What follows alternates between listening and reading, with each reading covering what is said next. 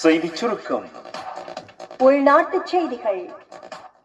மகளிர் மற்றும் சிறுவர் விவகார அமைச்சினூடாக முன்னெடுக்கப்படும் அபிவிருத்தி திட்டங்களின் முன்னேற்றம் குறித்த விசேட மீளாய்வுக் கூட்டம் ஒன்று ஜனாதிபதி அனில்குமார் திசாநாயக்க தலைமையில் நேற்று ஜனாதிபதி செயலகத்தில் நடைபெற்றது.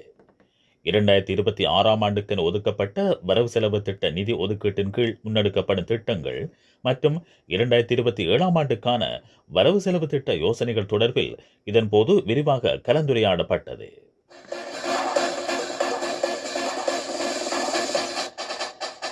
வெளிநாட்டுச் செய்திகள்.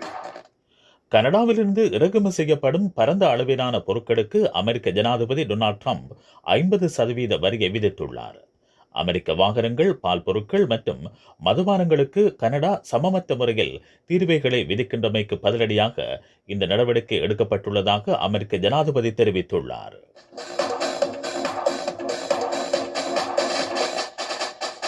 விளையாட்டுச் செய்திகள்.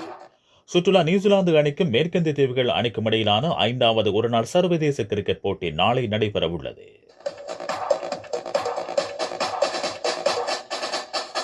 செய்திச் சுருக்கம் கேட்டீர்கள்.